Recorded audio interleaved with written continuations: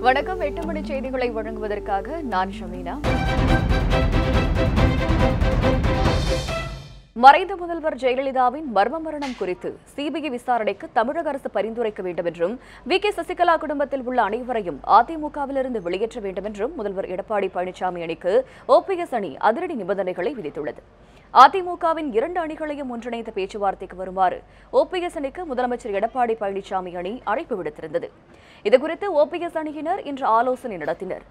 Chennai Greenway சாலையில் உள்ள முன்னாள் முதல்வர் ஓ பன்னீர்செல்வம் வீட்டில் நடைபெற்ற இந்த ஆலோசனைக்கு பின்னர் அவரது அணியைச் சேர்ந்த முன்னாள் அமைச்சர்கள் கே.பி. முனுசாமி, பொன்னையன் உள்ளிட்டோர் செய்தியாளர்களுடன் பேசினர். அப்பொழுது சமாதான பேச்சுவார்த்தையில் ஈடுபட பல்வேறு அதிரடி நிபந்தனைகளை எடப்பாடி அணிக்கு ஓபிஎஸ் அணி விதித்தது.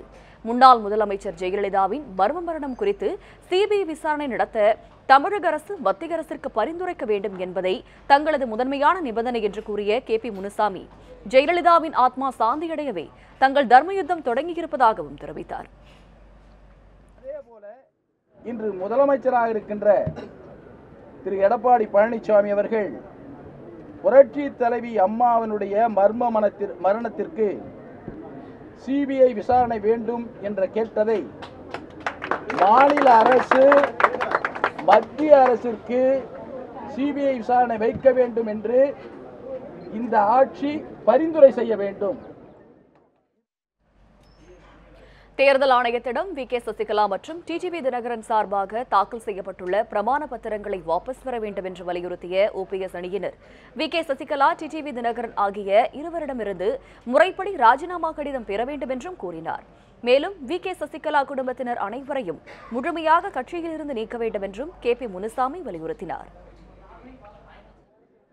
திருமதி சசிகலா அவர்களை பொதுச் செயலாளர் என்று சொல்லி தேர்தல் கமிஷனிலே பிரமாண வாக்குமூலம் கொடுத்திருக்கிறார்கள். அதேபோல துணை பொதுச் செயலாளர் என்று சொல்லி தினகரன் அவர்களுக்கு பிரமாண வாக்குமூலம் கொடுத்திருக்கிறார்கள். இப்படி கொடுத்ததை இப்பொழுது அரசியல் ரீதியாக குழு அமைக்கிறோம் என்று சொல்லியிருக்கிறார்களே, கட்சி நடத்துவதற்காக குழு அமைக்கிறோம் என்று சொல்லியிருக்கிறார்களே, அந்த குழுவின் வாயிலாக டெல்லியிலே அவர்கள் சமர்ப்பித்த அபிடவிட் பிரமாண வாக்குமூலத்தை அவர்கள் வாபஸ் பெற்றுக்கொள்ள வேண்டும். அவர்கள் அனைவரும் வாபஸ் பெற்றுக்கொண்ட பின்பு சசிகலா இடத்திலேயும் துணை பொதுச் செயலாளர் என்று சொன்ன தினகரன் இடத்திலேயும் ராஜினாமா கடிதம் அவர்கள் பெற வேண்டும். தங்கள் அணிக்கு சமாதான தூது விட்டது டிடிவி தினகரனை வழக்குகளில் இருந்து காப்பாற்ற நடத்தும் நாடகமா, அல்லது டிடிவி தினகரனை கட்சியில் இருந்து ஓரங்கட்ட வி.கே. சசிகலா கணவர் நடராஜன் நடத்தும் நாடகமா என்கிற சந்தேகம் எழுவதாகவும் கே.பி. முனுசாமி கூறினார். சசிகலா குடும்பத்திற்குள் இருக்கின்ற குடுமிப்பிடி சண்டையில் தினகரன் முதன்மையாக வந்து கொண்டிருந்தார்.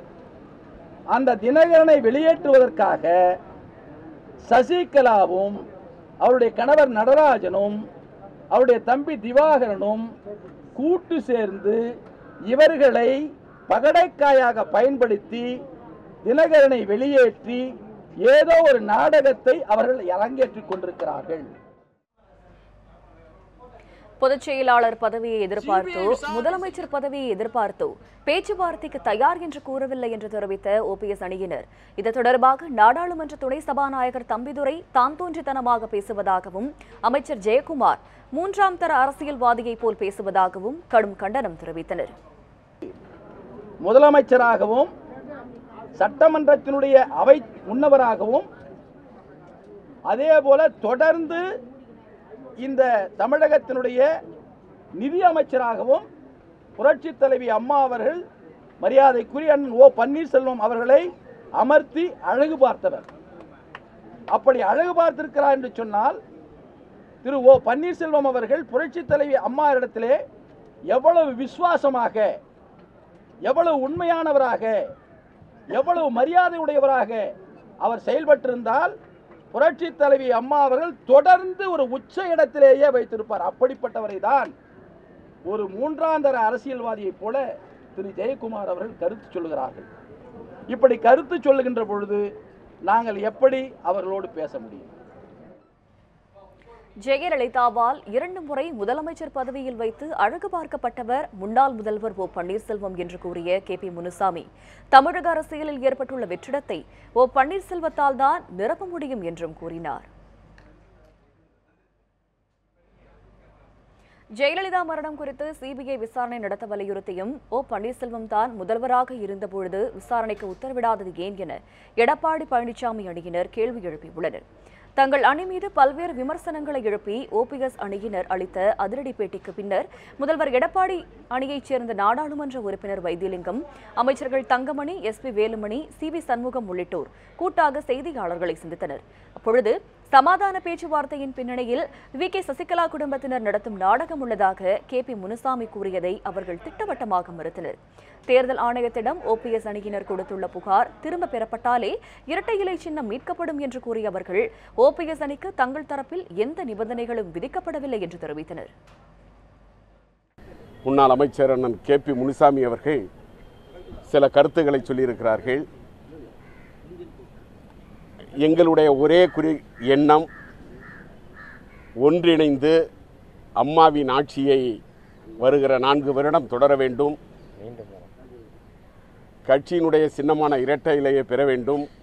1.5 கோடி தொண்டர்களின் உணர்வுகளை மதித்து ஒன்றுபட்டு ஒரு நல்லாட்சியை, அம்மாவின் நல்லாட்சியை கொடுக்க வேண்டும் என்பதுதான் எங்களுடைய விருப்பம். எந்த நிபந்தனையும் இல்லை. ஒன்றுபட்டு செயல்படுவதற்கு, பேச்சுவார்த்தை நடத்துவதற்கு நாங்கள் எப்பொழுதும் தயாராக இருக்கிறோம்.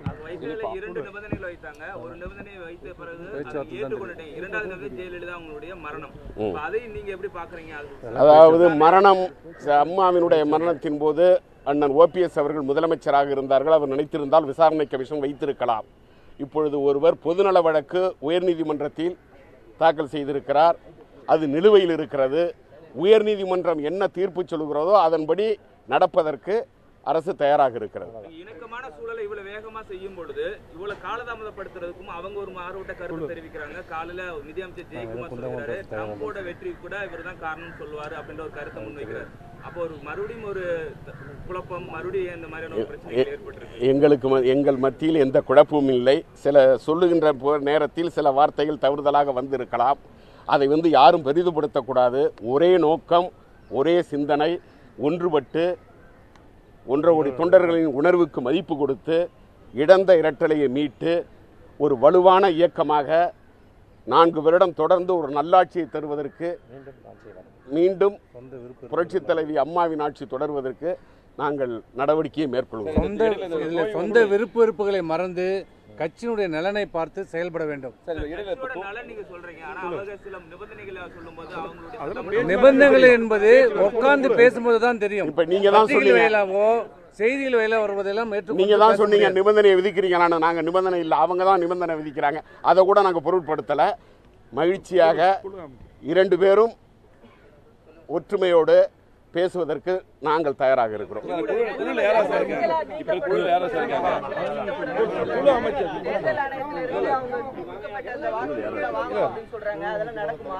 வாக்குமூலத்தை அவங்க தான் முதல்ல இரட்டை இலை சின்னம் முடக்குவதற்கு போய் போனாங்க. அவர்கள் தான் வழக்கை வாபஸ் வாங்க சொல்லுங்க. அப்புறம் எப்படி பிரகடன பத்திரத்தை எப்படி திரும்பி வாங்க முடியும்?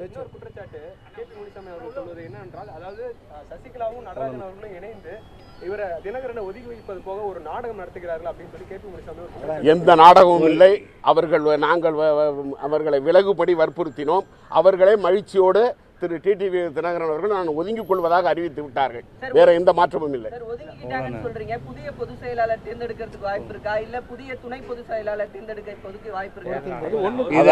நீங்க கேட்கின்ற அத்தனை கேள்வியும் தேர்தல் ஆணையத்தில் நிலுவையில் இருக்கிறது. தேர்தல் ஆணையத்தில் அந்த பைசல் செய்யப்பட்டவனை அனைத்து நடவடிக்கைகளும் எடுக்கப்படும். ஒட்டுமொத்தமாக சசிகலா குடும்பத்தை ஒதுக்கிய பிறகும் பிரச்சனை ஏற்படுவது தேவையற்றது என அமைச்சர் ஜெயக்குமார் தெரிவித்துள்ளார். சென்னையில் செய்தியாளர்களுடன் பேசிய அவர், அதிமுக ஆட்சி தொடர வேண்டும் என்ற நோக்கத்தில்தான் OPS அணியுடன் பேச்சுவார்த்தைக்கு ஏற்பாடு செய்யப்பட்டதாகவும் கூறினார். பொதுவாக நான் என்ன தப்பாக சொல்லிட்டேன்? நான் ஒன்றும் தப்பாக சொல்லலை. ஜனநாயகத்தில் எல்லாருமே கருத்து சொல்கிறதுக்கு உரிமை இருக்குது. அது மாதிரி அவர் ஒரு கருத்து சொல்கிறதுக்கு உரிமை இருக்குது. அதை ஒரு உதாரணமாக காட்டி ஒரு ட்ரம்ப்ன்றவர் ஒரு நாட்டினுடைய ஒரு அதிபர், ஒரு அமெரிக்காவுடைய அதிபர், அவருடைய வெற்றிக்கு நான் கூட காரணம் சொல்லலாம், ஓபிஎஸ் கூட காரணம் சொல்லலாம். இதில் என்ன தப்பு இருக்குதுல்ல? இதில் ஒரு தப்புமே கிடையாது. இதை சொன்னதுனால பக்குவம் இல்லாத அரசியல்வாதி ஆகிட முடியுமா? அது சொல்கிறவங்க தான் அதை பற்றி எப்படிப்பட்ட பக்குவம் உடையவங்கன்னு சொல்லிட்டு நாட்டு மக்களுக்கு நிச்சயமாக தெரிய வரும். நான் அதாவது ஏற்கனவே வந்து தெளிவாக வந்து சொல்லப்பட்டது எல்லாமே வந்து நம்முடைய கழக முன்னோடிகள், அம்மாவுடைய உண்மை விசுவாசிகள் எல்லாமே ஒன்றா சேர்ந்து தான் ஒரு முடிவு எடுத்து ஒட்டுமொத்தமாக அந்த குடும்பத்தையே நீக்கி வைக்கிறோன்னு சொன்ன பிறகு இது ஒரு தேவையில்லாத ஒரு இந்த மாதிரி ஒரு பிரச்சனையை வந்து இவங்க எழுப்புறதுன்றது ஒரு தேவையற்றது. தெளிவாகவே சொல்லப்படுது. அந்த குடும்பமேனா எல்லாம் தானே அர்த்தம். அதை புரிஞ்சுங்க முதல்ல. ஒன்று. ரெண்டாவது பார்த்தீங்கன்னா இன்னொன்று, இதெல்லாம் பார்க்கும்போது ஒரு பழமொழி ஞாபகம் வருது எனக்கு.